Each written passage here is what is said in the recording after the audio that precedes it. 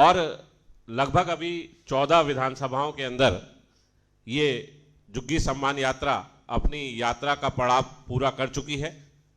इस यात्रा के बारे में, इस यात्रा से संबंधित अनुभव के बारे में, वहाँ के रुझान, वहाँ की जन समस्याएं और अन्य विषयों को लेकर आज इस प्रेस वार्ता को संबोधित करने के लिए हमारे यशस्वी प्रदेश अध्यक्ष आदेश गुप्ता जी हमारे साथ में हैं। साथ ही इस यात्रा को प्रभावी बनाने के लिए, इस यात्रा को सुचारू रूप से, प्रबुद्ध रूप से काम करने के लिए जो मुख्य रूप से काम कर रहे हैं, ऐसे हमारे प्रदेश के उपाध्यक्ष अशोक गोयल देवराहा जी, हमारे दूसरे प्रदेश अध्यक्ष राजन तिवारी जी, हमारे प्रदेश उपाध्यक्ष वीरेंद्र सचदेवा जी, ऐसे तीनों प्रदेश उपाध्यक्ष जी हमारे साथ में हैं। इससे पहले कि हम प्रेस वार्ता को सुचारू शुरू करें, मैं अनुरोध करूंगा कि इसके लिए हमने एक गीत भी अभी बनाया है, उस गीत को पहले हम देखें और उसके बाद अध्यक्ष जी आप लोगों को संबोधित करेंगे।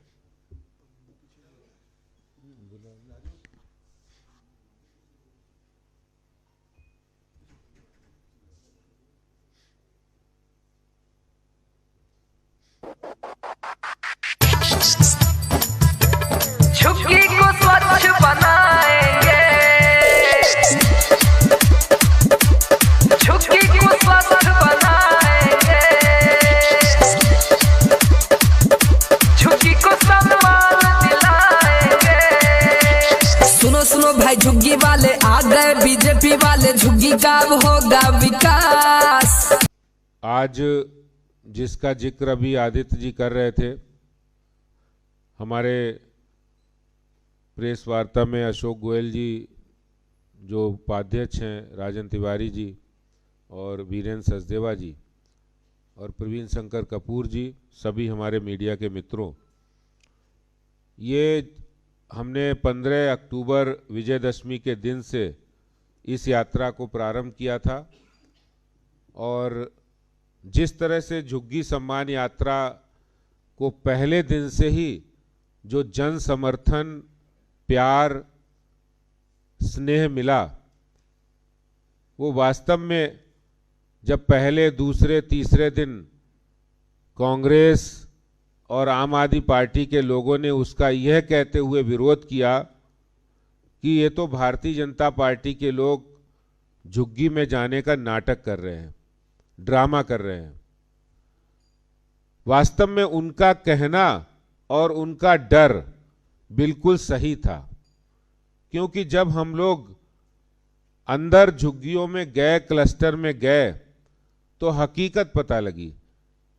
और हकीकत यह है कि वहां पर किस तरह से जो काम दिल्ली सरकार का ड्यूसिप का है, गलियां है नहीं, पानी की निकासी है नहीं, वहाँ लोग किस तरीके से नारकी जीवन व्यतीत कर रहे हैं।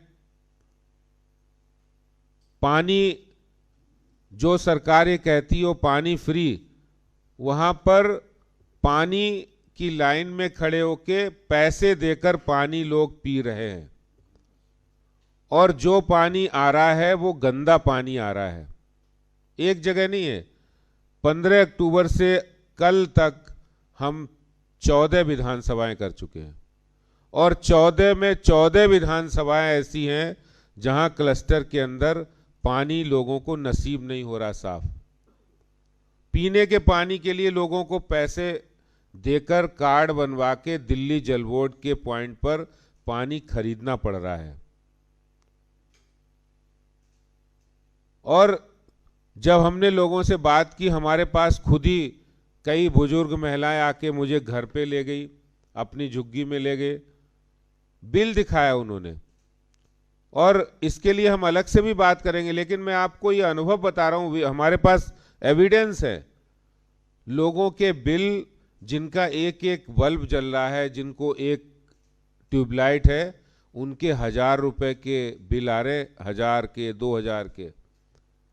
और ऐसे तो अनेक लोग मिले मुझे, इतने बिल के मैंने इकट्ठे किए बिल, जिसमें 20,000, 30,000, 10,000, 5,000 4,000, 40,000 ऐसे ऐसे बिल बिजली के इकट्ठे किए हैं। तो जो सरकार ये कहती हो कि पानी माफ और बिजली हाफ, वो सारे के सारे दावे वहां फेल हो गए जिन पर वो सबसे ज्यादा दावा करते थे कि गरीब आदमी के लिए हम काम करेंगे, गरीब लोगों के लिए काम करेंगे, आम आदमी के लिए। और जब लोग कहते कि हमें राशन कार्ड नहीं बना, राशन कार्ड कोई नया बन नहीं रहा, दिल्ली में लगभग 11 लाख लोगों के एप्लीकेशन पेंडिंग पड़े हुए हैं जिनके राशन कार्ड बनने हैं। और जो हालात वहां पब्लिक टॉयलेट्स की थी, जो ड्यूसिप का काम है, ड्यूसिप एक दिल्ली सरकार की संस्था है, उसके तो बुरा हाल है। एक भी टॉयलेट साफ नहीं है, व्यवस्थाएं नहीं है, दरवाजे लगते नहीं है, छोटी छोटी कमियां, कुंडी नहीं है, पानी नहीं है, वहां पर सफाई की व्यवस्था नहीं है। मतलब पूरी तरह से दिल्ली सरकार जो बनी इस बात पे थी कि हम आम आदमी, गरीब आदमी का ख्याल रखेंगे, उन्होंने पिछले 7 सालों में कितना मुंह मोड़ा है, कितनी वादा खिलाफी की है इनके साथ। आज दिल्ली का हर गरीब व्यक्ति, झुग्गी में रहने वाले लोग, वो अपने आप को ठगा हुआ महसूस करते हैं। कई महिलाएं मिली, बोले कि मैंने उनसे पूछा आपके पास आपके आम आदमी पार्टी के विधायक आ रहे, कोई नहीं आ रहा है, कोई मंत्री आया नहीं आया, मुख्यमंत्री जी भी नहीं आ रहे। अरे आप नहीं आ रहे तो वहां पर काम भी नहीं हो रहा है, बिल्कुल कोई काम भी नहीं है। तो लोगों को इतनी समस्याएं हैं, तो हमने वहां पर जिन समस्याओं के बारे में मैंने आपको जनरल जो बातें बताई कि 4-5 ऐसी प्रमुख समस्याएं, जो राशन कार्ड नहीं बनना, गंदा पानी आना, पानी पैसे देकर लेना, टैंकर माफिया सक्रिय होना, और इसके साथ साथ वहाँ पर लोगों को बिजली के बढ़े हुए दाम पर बिजली मिलना।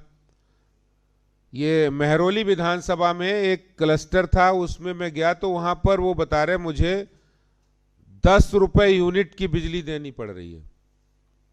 बोले पूरे क्लस्टर में 2 जगह मीटर लगे हुए हैं, एक मंदिर में, एक मस्जिद में, और उन 2 जगह से पूरे कॉलोनी को, जो बसंत कुंज में क्लस्टर है, उस क्लस्टर में 10 रुपए यूनिट उनको पे करना पड़ रहा है।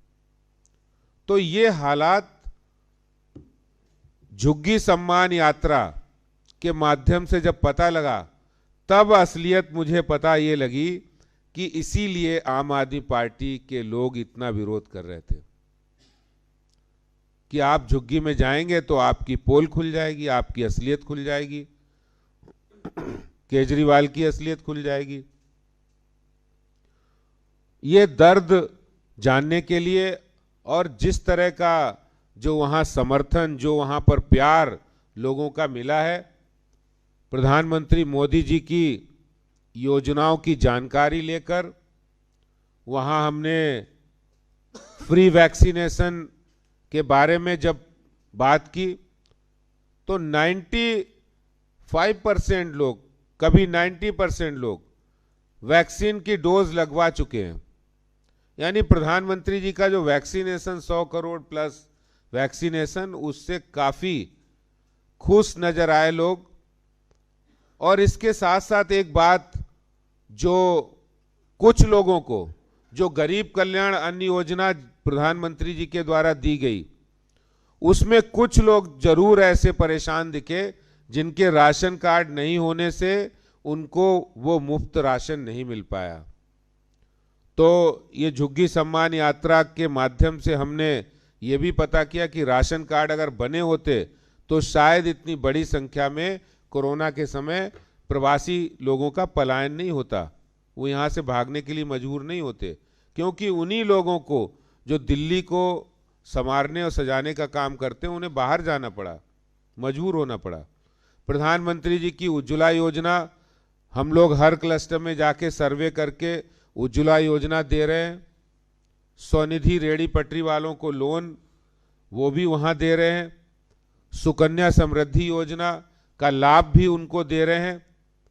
और इसके साथ साथ जो इस पूरे झुग्गी सम्मान यात्रा का जो केंद्र बिंदु है कि झुग्गी कहना शायद ऐसा लगे कि एक कि हम झुग्गी में रहते हैं, या आप समझे और हम समझे, या बाहर की दिल्ली समझे, लेकिन जो प्रतिभा जो टैलेंट आज झुग्गियों में है वो वास्तव में वहाँ देखकर ऐसे, वहाँ सीए हैं बच्चे, वहाँ वकालत कर रहे हैं, वहाँ लेक्चरर हैं, वहाँ पर आईएएस की तैयारी कर रहे हैं, वहाँ पर रिसर्च स्कॉलर हैं, स्पोर्ट्समैन हैं, वहाँ कम में रहते हुए समाज के लिए काम करने वाले लोग हैं। ऐसे लोगों को मंच पर सम्मानित करके भारतीय जनता पार्टी अपने आप को गौरवान्वित महसूस कर रही है कि हमने दिल्ली के वास्तव में एस्पिरेशनल यानी आकांक्षी लोग जो दिल्ली के असली नायक हैं, हीरो हैं, उनको भारतीय जनता पार्टी ने उनके काम को, उनके मेहनत को, उनकी ईमानदारी को, उनके परिश्रम को रिकॉग्नाइज किया है। और हम ये झुग्गी सम्मान यात्रा जो हमारी 29 नवंबर तक चलेगी, प्रधानमंत्री नरेंद्र मोदी जी का जो विजन है कि सबका साथ, सबका विकास, सबका विश्वास और सबका प्रयास, ये जो 4 प्रधानमंत्री जी के बिंदु हैं, उन बिंदुओं पर अक्षरशः हम काम करने वाले हैं। दिल्ली का हर गरीब, हर झुग्गीवासी, हर आकांक्षी जो दिल्ली को अपने मेहनत से, अपने टैलेंट से दिल्ली को आगे बढ़ाने, देश को आगे बढ़ाने के लिए आकांक्षी है, उनके साथ भारतीय जनता पार्टी खड़ी है।